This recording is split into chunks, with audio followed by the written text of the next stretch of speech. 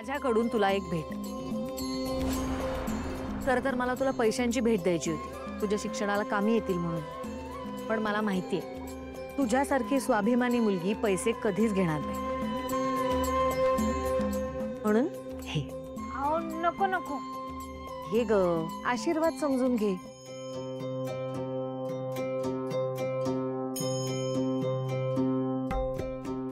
Thank you.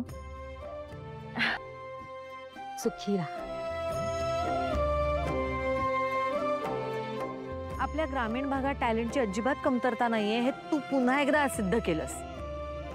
आणि एक लक्षात ठेव, आज ना उद्या तू या शहरात शिक्षणासाठी नक्की येशील. तेव्हा लक्षात ठेव, एक हक्काचं घर आहे तुझ्यासाठी. आणि काहीही लागलं, कसलीही गरज पडली तर हक्काने सांग. मॅडम, अहो तुमचा आशीर्वाद म्हणजे साक्षात देवीचा आशीर्वाद मिळाल्यासारखाच आहे. पारू लय सांगते बघा तुमच्यावर. तुमच्या नावाचा जपच करते, देवी आई देवी आई. तुम्हासनी भेटल्यावर कळलं तुम्ही खरंच साक्षात देवी आहे. आज हो, तुम्ही केवढं मोठं साम्राज्य उभं केलंय तुमचं, तुमच्या कष्टानं, तुमच्या विश्वासानं, तुमचं आणि इतरांचं स्वप्न पूर्ण केलंय तुम्ही. मला माहित नाही मी माझं स्वप्न कितपत पुरं करू शकेन, पण एक खात्री देतो की या शहरात मी माझं एक स्वतःचं स्थान निर्माण करून दाखवणार. तुमचा आशीर्वाद मिळाला, आता अजून काय पाहिजे? मला तुझ्यात आणि ग्रामीण भागातून शहरात शिक्षणासाठी येणाऱ्या प्रत्येक मुलीमध्ये अहिल्याला बघायचं. यशस्वी हो. पर चला आता, पाऊस वाढतोय, मॅच इथेच संपू आता. चला. आणि तुम्ही सगळेजण मस्त खेळलात. एकदा कमळीसाठी आणि तुम्हा सगळ्यांसाठी जोरदार टाळ्या.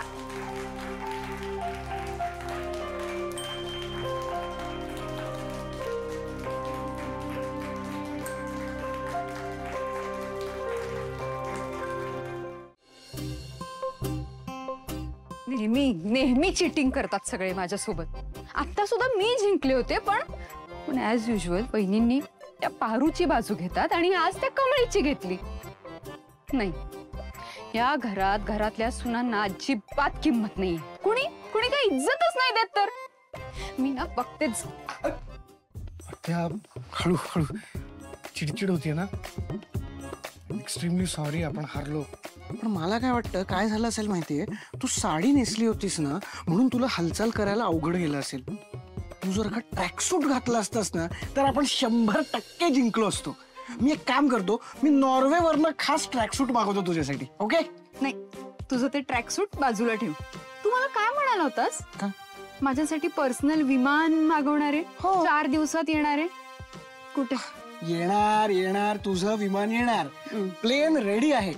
फक्त काय राहिलंय माहितीये का, तुझ्या साडीला मॅचिंग पडदे तेवढे लावायचे राहिले. हो का? ये ना, बस परितोष, बस.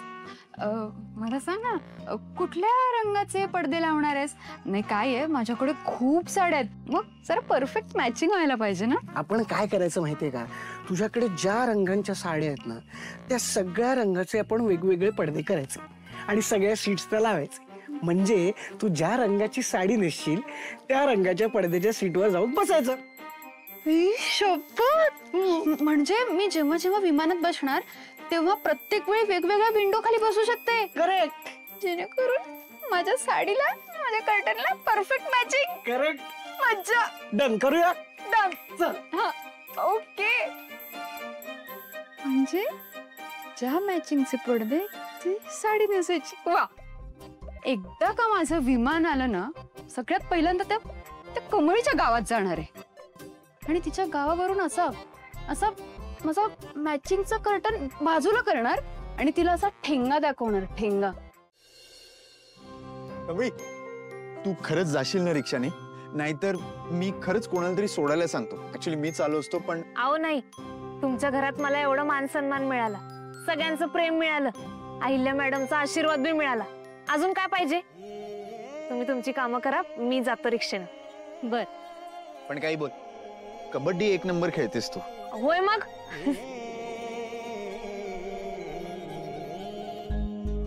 पारू, एक सांगू का ग, लक्ष्मीनारायणासारखा जोडा आहे बघ तुमचा.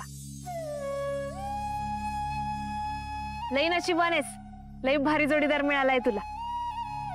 आणि माझी खात्री आहे अहिल्या मॅडम तुमच्या लग्नाला परवानगी नक्की देतील. चला येतो. ओके ये.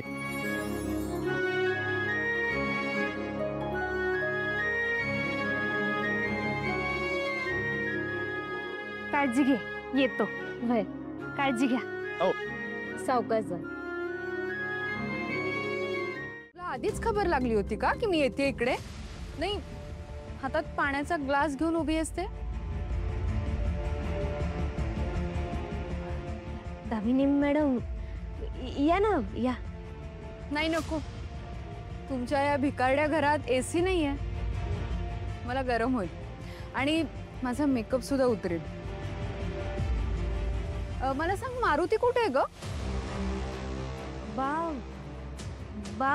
बाहेर गेलाय, काहीतरी महत्वाचं काम आहे त्याचं. त्याला पण आत्ताच जायचं होतं. तुम्ही इकडं कशा पायी आलात? नाही म्हणजे काही काम होतं का तुमचं? ए, तुम्हा भिकारड्यांकडे माझं काय काम असणार? नाहीये माझं काही काम. पण हा, वहिनींचं आहे. वहिनींनी तुला आणि तुझ्या त्या लाडक्या बाला आमच्या किर्लोस्कर मेन्शन मध्ये बोलवलंय लगेच. ये. कशा पायी? का बरं कशा पायी? आता तुझ्या प्रश्नांची उत्तरं द्यायला मी नोकर आहे तुझी. नोकरांनी मालकांना प्रश्न विचारायचे नसतात, समजलं? ये म्हटलं की गप्प यायचं. ये.